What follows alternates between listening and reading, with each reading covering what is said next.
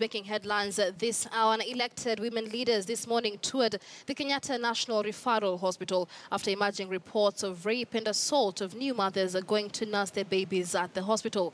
The leaders have called for speedy investigations after the Kenyatta National Hospital management denied the reports, insisting their security is tight. Let's take a look.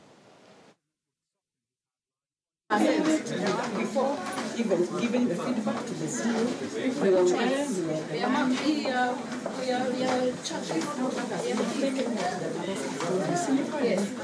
Which is okay.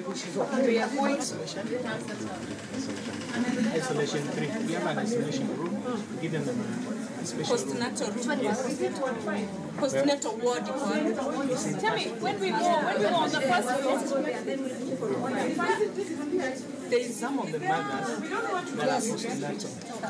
We accommodated them here because they cannot be contained. Because of some of the patients here, there could be incidences that happen or that are going to continue happening. So we need to actually beef up the PR on every floor. And then my other concern is to look at the security teams that guard the Kenyatta National Hospital. I would like to advise the hospital to actually blend the security teams. So we have male security and women security. Okay, because right now I don't know what is the percentage of male security and women security within this institution. Because maybe we'll find that 100% of the security is male. So I want us to actually have a concerted effort to make sure that we have women as security, we have men as security blended together. We also have posters around the hospital floors that allow women, to be able to talk about this topic. Another issue, it's about the women who have children here, or who have their kids here, and they have been discharged.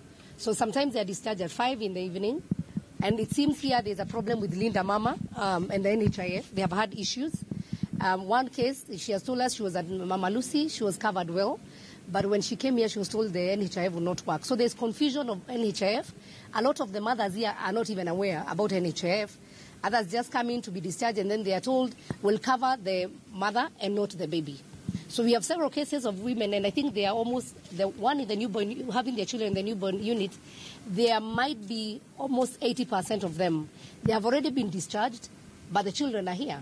They are not yet discharged. So what happens is that they have said they are given a mattress, and by 5 in the morning, the mattress is taken. So they have to hang around the whole day. Our reporter Mark Namaso now joins us live from the Kenyatta National Hospital. Mark, it is rather damning allegations for Kenya's largest referral hospital. Do we have any word on the progress of investigation so far?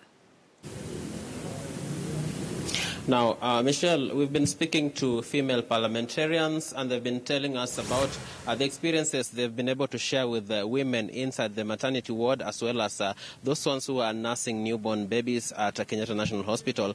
They say that they cannot speak on camera, but what they have put out to the female parliamentarians is that there is indeed a situation in which their security is not guaranteed, especially at night, and women who have to come from the wards and go all the way to the nurseries and maternity to be able to breastfeed their children. They say that most of the security they have here are male, and they are not really comfortable with the situation, hoping that female guards will be able to be deployed so that they can be assured of their security. They also complained of a raft of issues concerning their welfare here. Some say that others came here under their medication or their hospital bills are being catered for by NHIF under the Linda Mama package, but they say that that package basically, as the name Linda Mama suggests, basically caters for the welfare of the mother, and so it results in a situation where we have a mother who has her bills catered for and she is ready to be discharged, but the baby has pending bills, and so the mother is discharged and the baby is still detained by the hospital over